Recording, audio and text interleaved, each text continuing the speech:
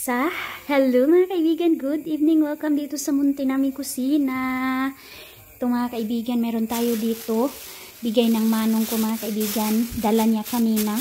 Meron kami, binilan niya ako ng prutas. Wow, thank you manong. Wala daw siya iba na dala sa amin, ito lang daw, walang bread. So okay na to mga kaibigan kasi prutas. Oh, yan. So, mayroong 3 apple, si King and Aileen and ako, tag-isaan kami. Saka mangga. Wow, ang bango mga kaibigan. Ayan, thank you manong. So, busy kami ni Dudong Junjun ninyo mga kaibigan sa pag-prepare ng panihapon namo. Kasama yung kasamahan ni manong ko mga kaibigan. So, ikikip mo muna ito before ko kakainin pagkatapos na namin kumain. Ha? Dali na nga ni. So, yan. Standby muna sila dito sa labas. So, ready na ang kain namin, oh. So, ito yung ulam namin for today's video. Yung kinilaw na ampalaya, mga kaibigan. Masarap po talaga siya.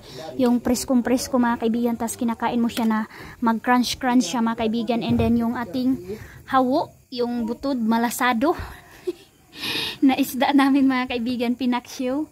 At saka si Dodong Junjun ninyo nagluto pa ng talong na pinirito. So ito yung ulam namin, napakasimple lang na ulam mga kaibigan. So ready to eat na to ngayon.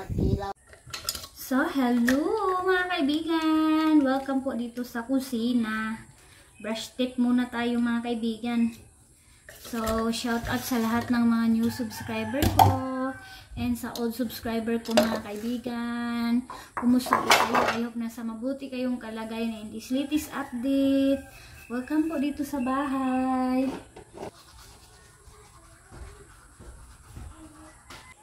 So yan na mga kaibigan, tapos na po ako nag-toothbrush. So, ayan, maraming salamat sa new subscriber ko. Ayan, malaking issue na naman to sa akin mga kaibigan.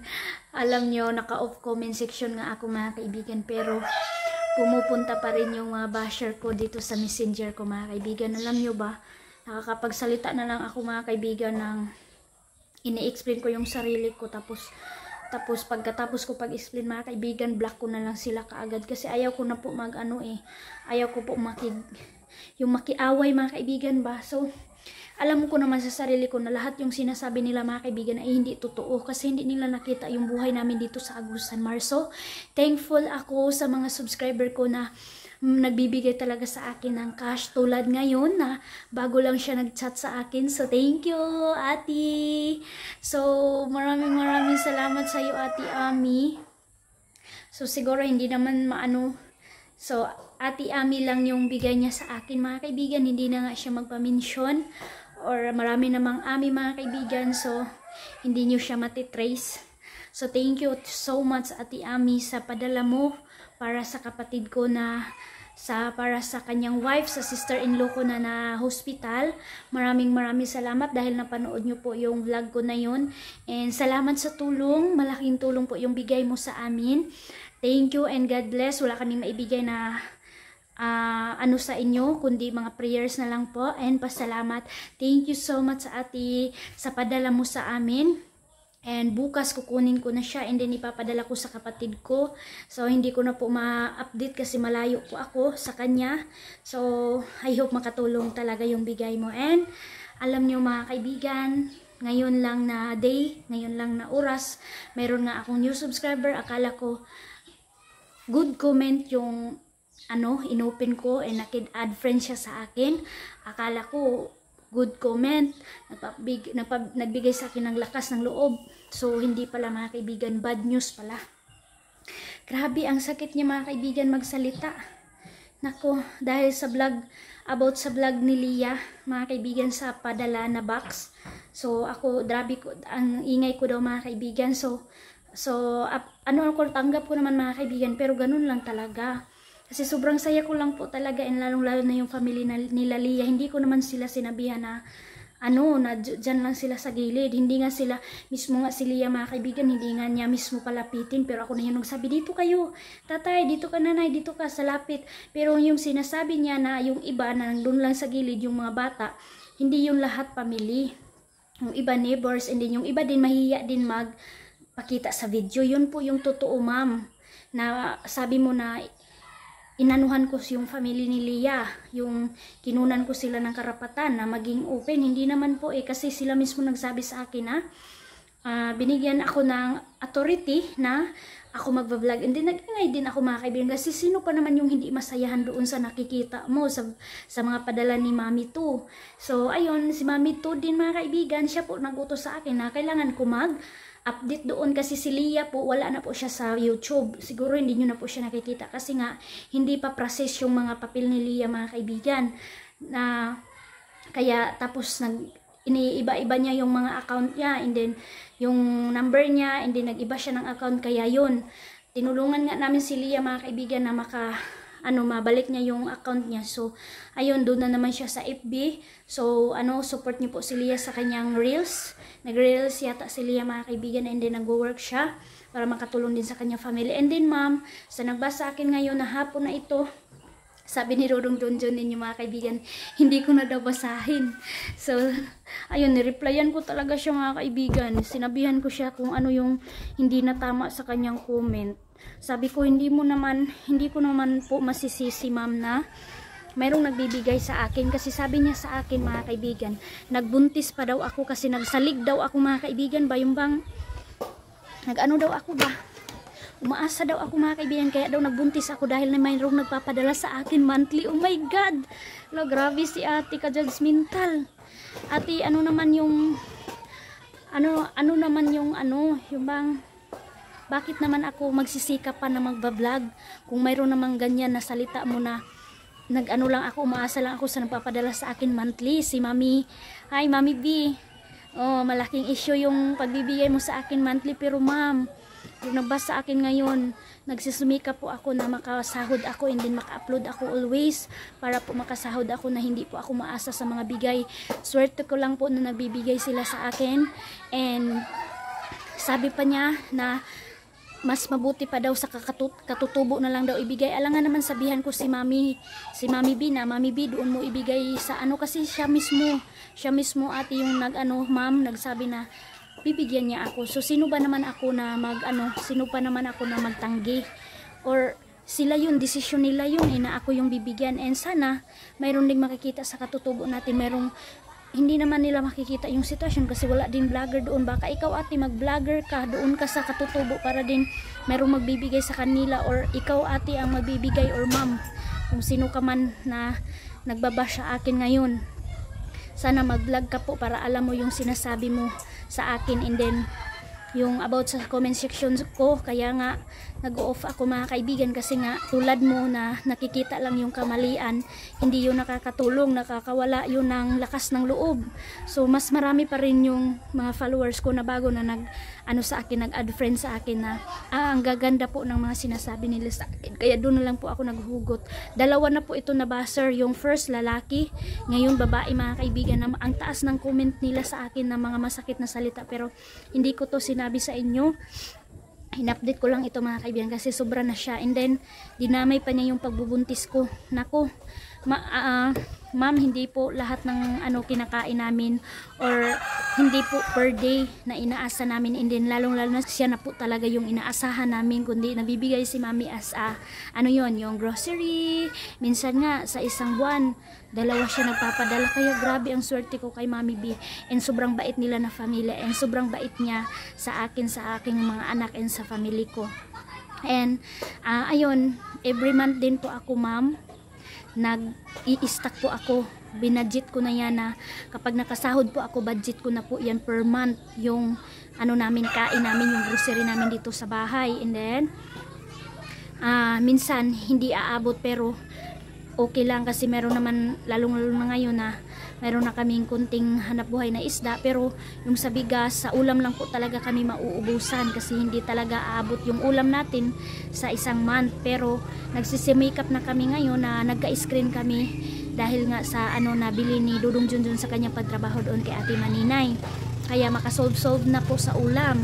So malaking opportunity, or malaking pasalamat ko lang po talaga sa inyo mga kaibigan ko na nagbibigay sa akin salamat po sa inyong tulong na hindi, buti pa kayo na nagbigay sa akin ng tulong. Wala po akong na na salita galing sa inyo. Yung iba nga hindi nakabigay sa akin, yung pa yung may galit.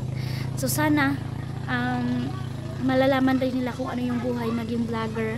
And then hindi din kami mayaman, ma'am, na hindi namin tatanggapin yung mga bigay. So it's a big blessing po talaga, malaking tulong yun, kasi iba po yung bigay, iba po yung sarili mong income, lalong lalo na sa akin, ako yung nagsusumikap, lalong lalo na sa per day, and then monthly lang din po ako makaano ng pera. Kaya so malaking tulong yung surprise mga kaibigan ba na bigay. So sino ba naman yung hindi masayahan? Kaya maraming salamat po sa inyo, and salamat pa rin sa mga basher ko na nanood pero hindi na siguro nagpatuloy. Kaya okay lang, and doon nyo na lang po ibigay sa iba yung panonood nyo. Kung hindi nyo po ako like, okay lang po, and salamat pa rin na nakabisita kayo sa vlog ko. And sorry kung meron man kayong nagustuhan na sinabi ko ngayon mga kaibigan na hindi nyo nagustuhan. Sana po wag po kayo masyado judgmental sa amin dito sa Agusan Mars, and lalong lalo na yung pagbubuntis ko na madadamay pati sa yung isang lalaki din, sinabi niya talaga sa akin mga kaibigan na bakit nagbuntis pa daw ako, ganun.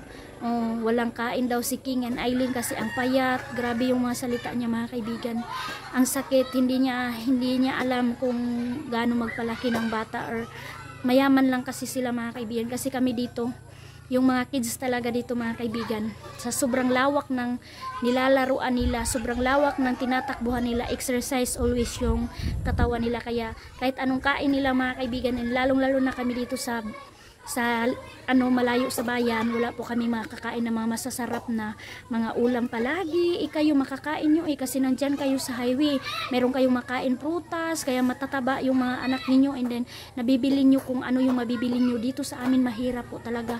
Kung wala kang 600 na panggasolina, makapunta ka sa bayan ng sa Lapas, and then dito sa sa San Marcos 600, and then double ride yung dito sa Bunawan. Sa kailangan mo dito sa Bunawan 1,100 ganun po, makauwi ka na niyan, kasi 75 per tao yung back and forth. So dalawa kami minsan ni Dudong Junjun, and then babayaran mo yung karga mo, ikaw na lang yung bahala ilan yung ibibigay mo. Tapos ako mga kaibigan ko, pag nagpunta ako doon sa Bunawan, ibabayad ko talaga 400, 500 ganun po yung sa sikad, and then sa gasolina 600. So ganyan 1,100 minsan 1,000. Pero dito sa sa Lapas mga kaibigan 600, and then 35 per tao kasi malapit lang, double ride siya pero malapit. And then din yung babayaran mo, siguro makabigay ka lang ng 300, pinakamalaki na yung 300 or 350. So pa rin siya, 600, 6, 7, 8, 9, 950, ganun pa rin mga kaibigan. So pag meron ka talagang 1K before ka pa makapunta doon, and then pa yung ibibili mo kung 1K lang yung pera mo. Kaya sana po sa lahat ng mga basher or sa mga nagsasalita sa amin ng ganyan, so hindi po yun nakakatulong sa amin, lalong lalo na kami na mga vlogger na hindi nyo alam kung ano yung sitwasyon namin dito, or hindi nyo alam na lahat ng kabuuan ng vlog, kasi hindi na po lahat ng bagay binablog namin. So thank you for watching mga kaibigan for this video. So ayan mga kaibigan, dahil Wednesday ngayon, so maaga ako magligpit yung kinainan namin dito mga kaibigan sa labas. So kailangan ko siya hugasan kasi ayun yung mga bagets mga kaibigan. Si Aileen naglaro na naman. Ay, mga bata talaga mga kaibigan, laro lang talaga. So iba talaga, masasabi ko sa inyo mga kaibigan, iba talaga sa highway, iba dito sa tawagin ko lang dito mga kaibigan, sa bukid na lang ito. Patag naman tong amin dito mga kaibigan, hindi naman kami sa bukid, sa patag ba. Iba sa patag mga kaibigan kaysa doon sa inyo sa highway, kasi ang mga anak ninyo po ay nakakulong lang, nandyan lang sa bahay. Pero yung sa amin mga kaibigan, dito sa lupa, nako, kung hindi mo tatawagin or hindi mo pagsasabihan mga kaibigan na tama na, uwi na kayo, ganyan mga kaibigan, ang sakit sa lalamunan, palagi ka tumatawag. Tapos Uwi na kasi natulog na. Ganyan mga kaibigan. Ganyan sa probinsya mga kaibigan. Probinsya na lang. Sabihin mo na lang dito sa amin sa probinsya namin dito mga kaibigan. Grabe ang mga bata dito mga kaibigan. Hindi mo talaga may pipigilan. Kailangan mo pa silang paluin para matulog sila. Kailangan mo pa silang ganyanin mga kaibigan. Pero kung hindi mo talaga sila hindi mo talaga sila sasawayin, hindi talaga yun matutulog. And then kailangan talaga sila alagaan. So hindi nyo alam yung sitwasyon namin dito sa mga bata namin. Kaya nasasabi nyo ang papayat, parang walang kain, ganun pa. Pero hindi nyo lang po alam, sino ba naman parents na hindi magpakain ng anak? Wala po sigurong parents na hindi magpakain. So, yan na si Brother Daloy naglinis na doon sa simbahan. And sila Dudong Junjun, tingnan nyo mga kaibigan yung mga bata. Simula pa kanina mga kaibigan, umaga hanggang ngayon hapon, hindi talaga mawawala ng mga bata dito sa sa dryer. Laro ng laro talaga mga kaibigan. Walang tulog yung iba. Iwan ko mga kaibigan kung nakakain ba yung iba dahil sa laro nila. So si Dudong Junjun, sinamahan ni Manong ko manghuli ng isda sa screen kasi wala kaming ulam per this video. Ayan, baka sabihin na nagpaawa na naman ako mga kaibigan. Sinasabi ko lang yung totoo sa buhay namin. So sana mayroon silang huli mga kaibigan sa pag-uwi nila. 3 sila mga kaibigan. Sinama ni Manong ko yung kaibigan niya para makapanood doon sa namin sa umahan, hindi yung paano gagawin yung screen. So may enjoy yun mga kaibigan. So ayan, makulimlim, maulan-ulan pa rin kami dito and lumalaki-laki yung Agusan River o lubog kaayos siya, parang blanca. Oh. Ayan, nakarating na pala sila mga kaibigan. Isang batalyon pala sila Sumama pala si Aileen. Ayan. Sana mayroong kuha sila mga kaibigan. Tingnan natin kung mayroon ba silang kuha. Tangkong. Ayan, ano kayang kuha nila? Hala, langgam. Saan dito na tayo mga kaibigan, pakita ko sa inyo yung kuha nila. So libre na kami sa ulam. Yan, himbis na agad. Down sa decision, isahon na. Lagpang lagi, lagpang. So maliliit yung mga halwan mga kaibigan Ayan maliit. Pero thankful na mga kaibigan. Ayan. Halwan, gurami, at saka isang tilapia.